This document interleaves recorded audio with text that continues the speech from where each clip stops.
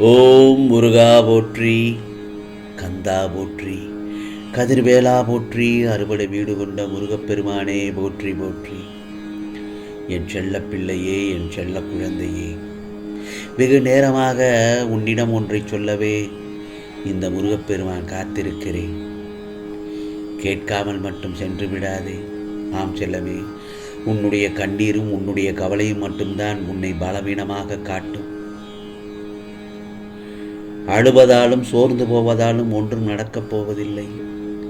ஏனென்றால் உனக்கானது நடக்க வேண்டியது நடந்துதானே ஆகும். எதையும் அழுது சுமப்பதை விட அதை ஏற்று சுமப்பது உனக்கு சிரமம் இல்லாமல் இருக்கும். தைரியமும் தன்னம்பிக்கையும் தான் ஒரு மனிதனை உலகத்தில் வாழ வைக்கும் என்ற உண்மையை உணர்ந்து கொள். முதலில் இழப்பு என்பது தாங்க முடியாத ஒன்றுதான். அதன் வேதனைகளை சொல்லி மாளாது. ஆனால் அதை தாங்கிக் கொண்டுதான் வாழ்ந்தாக வேண்டும். இது ஒரு கடினமான இலக்குத்தான் என் செல்லமே. உன் மனதை பக்குவப்படுத்தி கொண்டால் எந்த ஒரு துன்பமும் உன்னை நெருங்காது. உனது கர்ம வினைகள் அனைத்தையும் நான் கரைத்து விட்டேன், கவலைப்படாதே.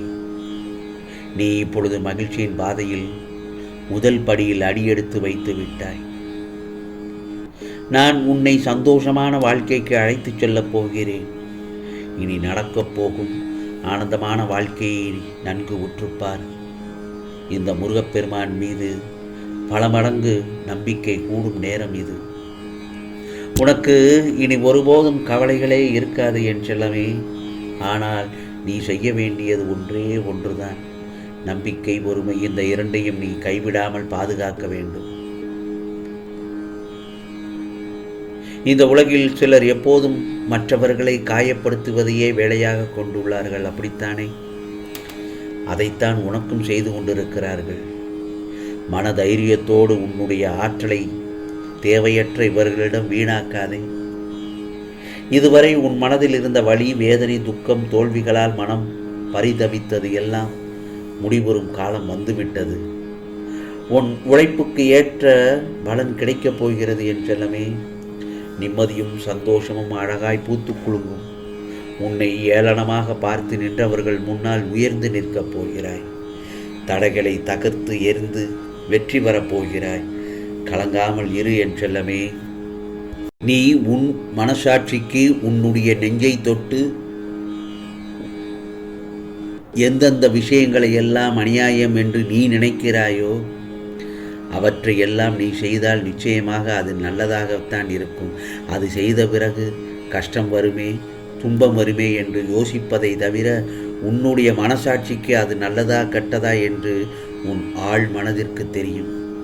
தெரிந்தும் அதை செய்யலாமா வேண்டாமா என்ற கேள்வி உன் மனதில் உடனே எழுந்துவிடும். ஆனால் அந்த நேரத்தில் நீ எந்த முடிவை எடுக்கிறாயோ அதுதான் உன்னுடைய வாழ்க்கையை திசை திருப்பக்கூடிய முடிவு, மிகவும் சக்தி வாய்ந்த முடிவு. அனைவரும் இந்த இடத்தில்தான் தவறுகிறீர்களே தவிர மற்ற அனைத்து இடத்திலும் மிகவும் சரியாக தங்களுடைய வாழ்க்கையில் சரியாகத்தான் வாழ்ந்து கொண்டிருக்கிறீர்கள். வாழ்க்கை வாழ்வது என்பது வேறு, முடிவு எடுப்பது என்பது வேறு. யார் வேண்டுமானாலும் வாழ்க்கையில் வாழ்ந்து விடலாம். ஆனால் முடிவு எடுப்பது மிகவும் கஷ்டமான விஷயம்தான். இதற்குத்தான் இந்த முருகப்பெருமான் சொன்ன அறிவுரையை கேட்டு நட என்று கூறுகிறேன். வாழ்வது எல்லாம் வாழ்க்கை அல்ல. எப்படி தெரியுமா? அன்போடு பேசி, பண்போடு பழகி, நேர்மையுடன் நடந்து, உண்மையோடு உழைத்து வாழ்வதுதான் சந்தோஷமான வாழ்க்கை. நம் உழைப்பில் இருக்கும் கஷ்டத்தை பார்க்காமல் நாம் வேலை செய்தால் போதும்.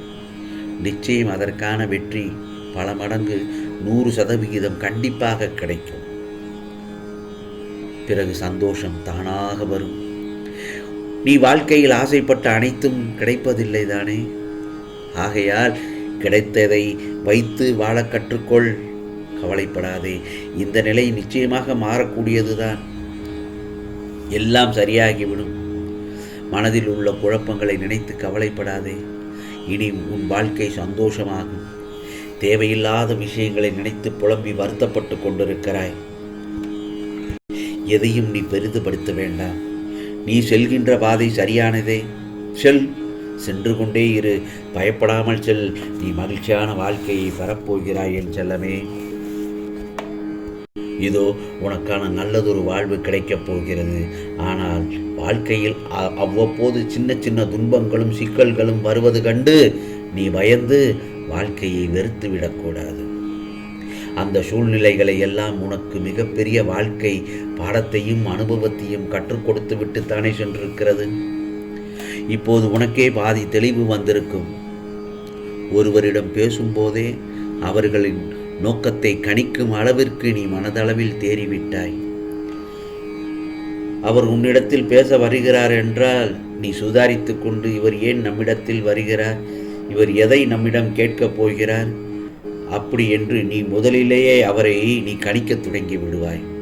அந்த அளவுக்கு என் செல்லப்பிள்ளையை நான் பக்குவப்படுத்தி இருக்கிறேன். உன்னை நீயே பாதுகாத்து கொள்ளும் பக்குவத்தையும் அடைந்து விட்டாய்.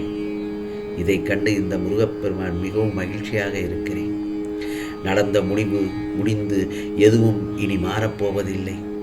ஆனால் நீ என்னை தேடி வந்து முருகா என்று சரணடைந்துள்ளதால் இனி நடக்கப் போவது அனைத்தும் நல்லதாகத்தான் இருக்கும் என் செல்லமே.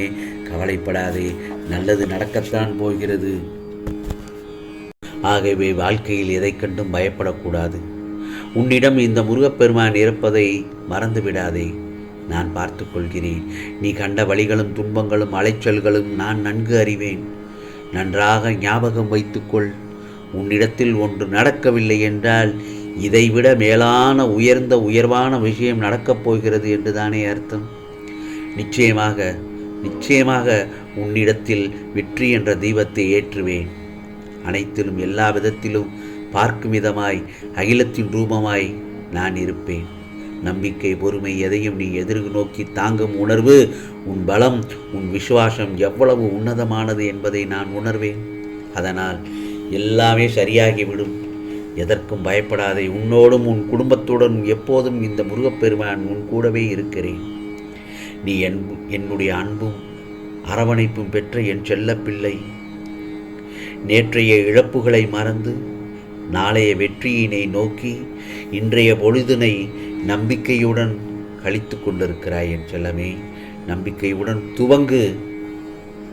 இது முருகப்பெருமான் உன் கூடவே உன்னுடனே நான் இருக்கிறேன் என்பதை மனதில் வைத்துக்கொள். தைரியமாக செல். நிச்சயமாக இந்த நல்லதொரு காலை பொழுதில் நல்ல செய்தி உன்னை தேடி வரும். ஆம், நீ ஒளிமயமான வாழ்க்கை வாழப்போகிறாய். கவலைப்படாதே. இது முருகப்பெருமானின் அருள் வாக்கு, சத்திய வாக்கு. ஓம் சரவண பவ, ஓம் சரவண பவ, ஓம் சரவண பவ.